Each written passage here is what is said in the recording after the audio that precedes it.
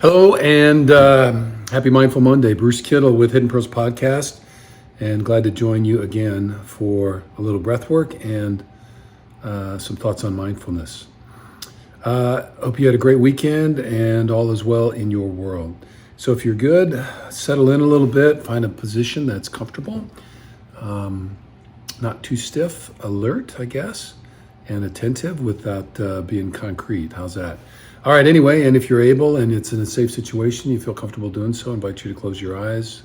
Eyes open is also okay. So let's just take a few rounds of breath. We'll do some in wide, exhale tall, a little bit of box breathing, and just a few exhales like we have been. So we'll do that again. So on the chime, we'll do that. And again, feel free to just do the breath work that works for you as you're going through this. I'll do guided, but if you want to do something different, you're obviously more than welcome to do so. So, and as you enter, just close your eyes. Maybe an inhale or two here as you just settle in and get comfortable, and be thinking about just kind of where your mind is, how your body's doing, those kind of things, your emotional set. Just checking in as we get started. So here we go. So inhaling wide, filling up those lungs, expansive, and exhale tall, just letting the spine reach for the sky in a nice, comfortable way. Inhale wide, exhale tall.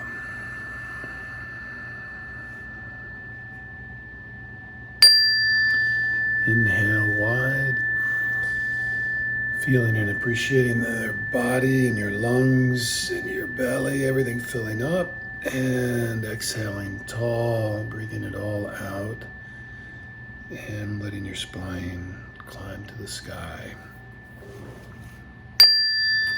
Exhale wide. Inhale wide. Exhale tall. All right, now we'll try a little bit of box breathing, if you will. So we'll go up on 5 and down on 6. Inhaling, 2, 3, 4, 5. Exhale, 2, 3, 4, 5, 6. Inhaling, 2, 3, 4, 5. Exhale, 2, 3, 4, 5, 6. Inhaling, 2, 3, 4, 5. Exhale, 2, 3, 4, 5, 6. Last one.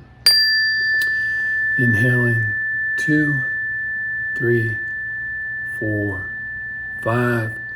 Exhaling, 2, 3, 4, 5, 6. So we'll just finish with 3 nice deep cleansing breaths. So big full inhale, and then exhaling it all out through your mouth. So inhaling in.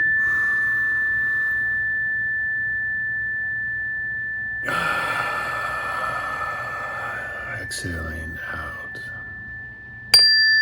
Inhaling in everything you need for today, whether it be strength, courage, insight, wisdom, and exhaling out anything that's stuck, holding on, and that you do not need. Inhaling in love, passion, courage, wisdom. Exhaling out fear, doubt, critical voices, all of that. I guess we'll do one more. Nice, great big inhale. And exhaling that out. So, all right. Well, thank you. So just a little thought on mindfulness. July 7th, we were able to attend a movie, and we went to see Thunder and Thor, or Thor and Thunder, whatever it is. Anyway, it's kind of a Thor movie, but anyway, a little bit of a love story and all that stuff. Wasn't my favorite Thor, but I'll leave all that to go. But it really got me thinking about a couple things. And so, one is I thought the basic theme of the movie, or the claim of the movie, was that the root of pain, suffering, is the unfulfilled need or perceived desire to be loved and or to love others. And you may not agree with that. It's okay. But that was kind of where this was coming from, that was really a priority about that. And in the movie, so Thor had been in love with Jane, if you haven't followed that, not Tarzan, but Thor. But anyway, and they had kind of broken it off, and he was still pretty smitten with her, but had really shut down emotionally and was kind of doing this whole emotional bypassing thing, like kind of ignoring it, buried it, and all that kind of stuff, which is something that we tend to do. If something's really painful, we like to kind of push it away. And I think in there was this kind of challenge on mindfulness for me, was that when we have been hurt or rejected or let down or lied to, right, which is all kind of part of life to some extent, unfortunately, you have a tendency to put your guard up and protect yourself from that, which makes sense. I mean, you don't walk down some dangerous street over and over and over if you keep having problems with it. You change your course, or you learn self-defense, I guess. And so we tend to do that to some extent with our emotions as well. And I guess I'm offering just the suggestion or challenge for inquiry that to the extent that you have done that, and in the movie, the question was, it's better to feel poorly because you've been hurt than it is to never have loved and been hurt. So again, all this is up for debate. But I thought the piece in there that kind of struck me was that if we've been through that situation, how is it that if mindfully we have identified as our values to be kind to others, to try to love others, to be compassionate toward humanity, then if we're kind of shut down, where does that all fit together? And so this is where I think what I call kind of true courage comes in, is that I think it takes a lot of courage in the face of that kind of pain or rejection to keep on lining up and keep the faith, trust in humanity, and all that kind of stuff. So, and this all coincided with what was on July 7th, my 38th wedding anniversary. So that's a long time, not as long as there's a lot of other folks way out there, but that's still a pretty good chunk.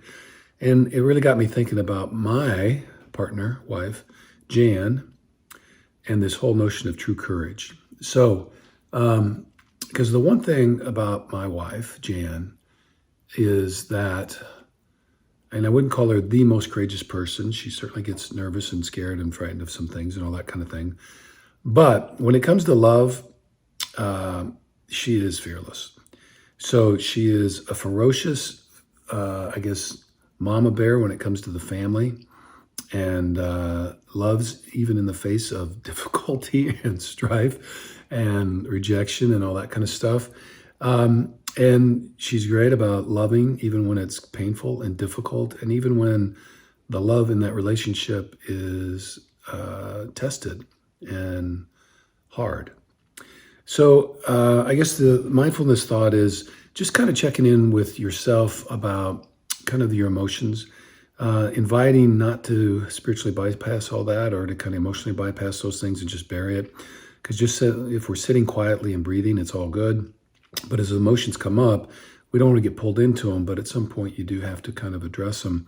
And just an invitation to live out your values. And so if kindness is a thing, if love is a thing, all that kind of stuff, is that I think the real courage is being willing to show up even when it's hard, even when it's been painful, even when you've experienced rejection, and to hold true to the values that you think are important to you, and to keep showing up in that way despite whatever the world pitches at you. So this week, here's to a week of Thor and Thunder. Not so much. I don't know if you don't go see it. I don't think you miss too much.